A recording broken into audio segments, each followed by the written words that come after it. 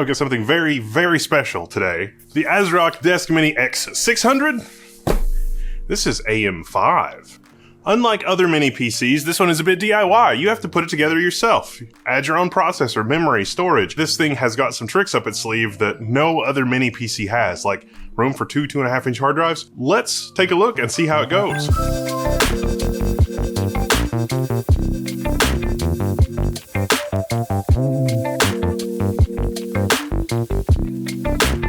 Now, before I get to the unboxing, you should know I've been doing this a while. This is the Deskmini x300. This is AM4. It even has my modified heatsink. This thing has been running 24/7 since I did the video on that. And mostly it has been running Linux. It's been running Windows a little bit. This is a great little machine for testing or doing a deploy or seeing how it's going to work for, you know, just some random thing. Sometimes it's used for keyboard programming, for firmware. Like, there's a lot of really cool things that this does. I wish that it had more USB ports, but it does have optional USB 2 ports on the top here. Foreshadowing. I've even got the Deskmini 110. This one has also been in continuous operation since I did the video. And you can see I've broken out the serial header here, and it's got the same basic rear I/O layout, same basic front I/O layout, same optional USB 2. Heck, I've got all of these, all of the variants. They're all scattered around the office doing various tasks. Okay, the Intel 6600 one isn't. Maybe that should be a giveaway on the forum. Although the AMD one was running a 5700G. The 5700G in that little platform, really amazing. And thank you to the kind person who sent me their 4750G, which is in the other one. I actually bought two X300s, and the second one is running a 4750G that somebody let me perma-borrow. Thank you, kind sir. This is a video about the X600, though. This is an AM5 platform. This is designed only for 65-watt CPUs. Although, did you know there's Ryzen 3? They don't sample those at all. And oddly, I haven't been able to get a hold of any at Micro Center. Those are 35 watts, potentially. And I think those could be a really good fit for this as well. What we're going to put in today, I think I've decided on the 8600G. That's a 6-core, 65-watt. The 8700G would also be fine, as would the 7700. But this is going to be the unboxing and setup, and then we'll circle back a little bit later in the video and see how it held up, at least after the first couple of days of initial burn-in. All right, so in the box, I have a nice little accessory box, and in the accessory box is the same 65-watt cooler. Now, sometimes I do go off script and modify AMD's reference coolers in order to work. May still be an option. We have an FSP Group power supply. Listen, FSP Group basically has taken over the universe. 120 watt is a 120 watt power brick, and our power cable, US style. Now, you've also got some mounting screws and mounting accessories and some rubber feet, an M.2 mounting screw, and then you got two of these. These are your motherboard header, because it's proprietary, to SATA adapters. You need to not lose these. In fact, I would recommend that you go ahead and take these out of the box and you tape them to the inside of the case. We'll do that in just a moment, because you can rock dual 4 terabyte 2.5-inch SSDs in this, and as like a home server platform, if you can live in 4 terabytes of redundant storage, this would be pretty good. You could use a USB hard drive for external storage, something like that, and I mean, this is pretty flexible in terms of upgradability. Now, just like its older cousins, this does support an optional dual USB accessory. It supports optional Wi-Fi, and it supports RGB. You can actually buy an RGB header accessory from ASRock for this as well. I actually outfitted one of mine with the RGB accessory way back a long time ago because I'm masochistic. It is available in both black and white. It has a clear CMOS jumper, a chassis intrusion header, USB 2.0 header, a standard front panel power, etc. connection, as well as an audio header. There's also an extra 4-pin fan header. The optional VESA mount would let you mount this to a monitor that is otherwise not using its VESA mount. Same internal layout, but they've gone for something a little bit different with the motherboard layout. They've moved the memory down here, and your M.2 connections are here. You've got your E key for your Wi-Fi here. It's 2230 basically, and then you've got a 2280 mount here. And you may be thinking, oh, you've only got one 2280. Incorrect. There's another one hiding on the back of the motherboard. It's a little tricky to get to. You do have to unscrew the motherboard, and it is only PCI Express Gen 4, whereas the other one is Gen 5, but you could unscrew the motherboard and mount it right there. You're good to go. Your extra USB connections and your RGB header are at the top here, and then your front panel audio is there. Your two 4-pin fan headers are at the bottom edge. One is for your, CPU cooler, and then one of them is auxiliary. There's also still punch outs at the back for RS-232 serial, as well as your triple antenna Wi-Fi. At the rear, we've got two USB 5 gigabit. At the front, we've got USB 5 gigabit and a USB Type-C, as well as our front panel, headphone, and microphone. Those are separate 3.5mm jacks. For video, we've got DisplayPort, HDMI, and VGA. ASRock knows their audience. They know that people are going to be using these in hospitality situations and everything else, but we did get a welcome LAN upgrade, 2.5 gigabit. I'll take it. The motherboard, if you want to look it up, is the x600M STX. This motherboard technically does support up to DDR5 6400. For my memory kit, I'll be using this from Crucial, which came from Micro Center, and it was on sale. It was quite a bit less than $129, but this is a 32 gigabyte kit. Well, thank you, Bryce. Good job. Maybe someday we'll try it with insanely fast memory, but that day, it's not today. Here is our plucky little Ryzen 5 8600G. I will not be adding Wi-Fi to this. On the bottom here is your setup for your 2.5-inch drives. It's roughly something like this. If you want to physically mount both of your hard drives, you got to take the motherboard out anyway. And then you use these little cables to connect those headers on your motherboard to the actual drives. And that's what's required. If you aren't mounting drives in here, what I suggest you do is tape these down in here like this, so that you always have them. And the plastic and the, you could take them out of the plastic. Actually, I'd probably recommend that. That's from my past self to my future self. So I hopefully don't lose those, and they hopefully do not become damaged. Can you get away with cramming a 22110 in there?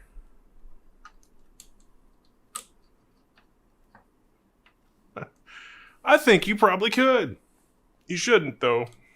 Now you've got options. You can run this in a tower configuration with your rubber feet on the bottom like this, or a desktop configuration like that. Either way, it can breathe because it breathes from the sides and the top, pulling air in from the top and exhausting out the back and this side, and a little bit through there. Not very much through the front. Also, this power brick is a dramatic, breathtaking improvement over the old power brick. Good Lord. The old power brick was very brick-like. Moment of truth.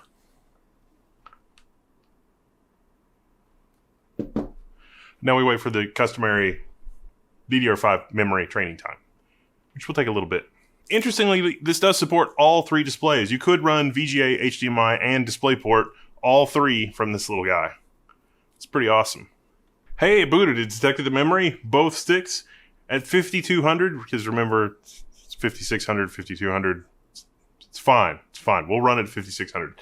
But also, the reason that this is nice is because you get the full unlocked big boy BIOS. This is not a candy apple toy BIOS. You get all the options that ASRock is famous for. You do also get some OC options. Although really you're better off overclocking the 35 or 45 watt CPUs to 65 watts because the absolute maximum of this platform is 65 watts. It is kind of wild to think that a 7900 will work in this platform. But if you're going to put a 7900 in this platform, you know, that thing that I did where I modified the cooler, a 7900 is not a great fit for this platform. You can do it, and it will run a little bit worse than a 7900 would on an equivalent desktop board if you're running full tilt all the time. It's 12 cores. If you have to have 12 cores in this platform, you can get it done. I don't recommend it.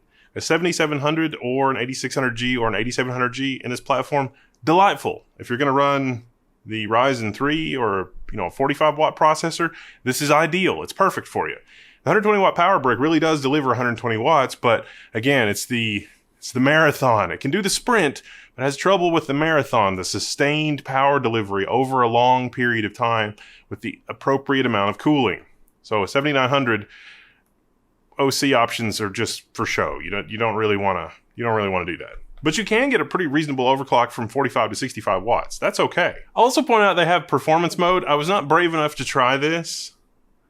Performance mode will use a power brick that's bigger than 180 watts. Are you feeling lucky? I'm just going to run with 120 watts. It's fine, right? Hilariously or awesomely, this platform does support PCIe ARI, which could be important if you're running the very latest NVIDIA machine learning GPUs. Not something I'd recommend, but you want to go off-road, do you? This is an Oculink adapter into PCI Express by 4. You could do by 8 as well, but not on this. Not from what I'm about to show you. This is for an external PCI Express interface, and this is our Oculink connection. This is PCIe Gen 4, 4 lanes for 4090. Can you hook this up to that? Yes, but you're going to have an M.2 adapter. You're going to have to use the M.2 on the back of the board, use the one on the top, and have the cable coming and routed through the serial port. I might do another video on that if there's enough interest, but you can run this 4090 off of the Deskmini x600. It is no problem whatsoever. It's the magic of Oculink. But you'll also have to have an external power supply. Things get creative, but PCIe ARI, using that through, works pretty awesome. We'll come back to that. That's the sound of performance mode. It is audible, but it's not whiny, but you can definitely hear it. It's not as quiet as the AMD reference fan that just barely fits in this case. You can use ASRock's tuning utility that's right in the BIOS, which is a nice touch. And from here, we install Linux. All right, let's do our burn-in testing, let's do our benchmarks, and let's do everything else and really break it down and see how it goes. I'll be back in a couple of days.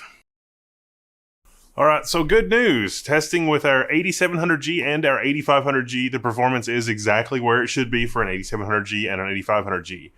Like I say, the 7900 does also perform up to AMD specifications even under a sustained load. I'm starting to think this thing actually could do a little bit of overclocking. It did exceptionally well in all of these performance tests. ASRock may have actually built a little overhead into this, more than I certainly thought when I started. You should get creative with the cooling. There's not a lot of room in there if you're going to push it.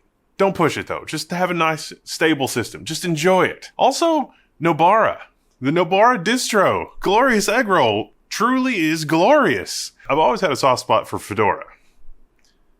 But then, well, Fedora, nothing wrong with Fedora. Fedora itself, pretty good.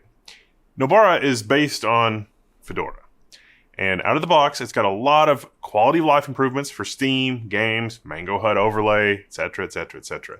It is very awesome. Glorious Egg Roll has done a lot of work here, and it shows because this has the best out-of-the-box performance for Steam. Now, I'm playing on an ASRock Phantom Gaming 165Hz display, and even though it's an iGPU, you can tell it's 165 Hz. It's quite good. I've also configured Mango HUD, so we can take a little bit of a close look here. We can see what our frame rate is, 9, 10, 12 FPS while we're loading. Now, I have to say one of the most impressive things about this setup is how darn fast it is for a game like Stellaris. Stellaris is not stretching the GPU here, not a little bit.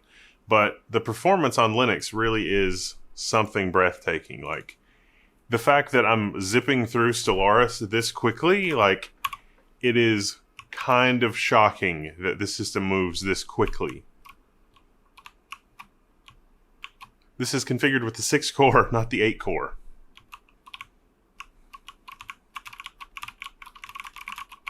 RDNA 780M gets it done, don't it?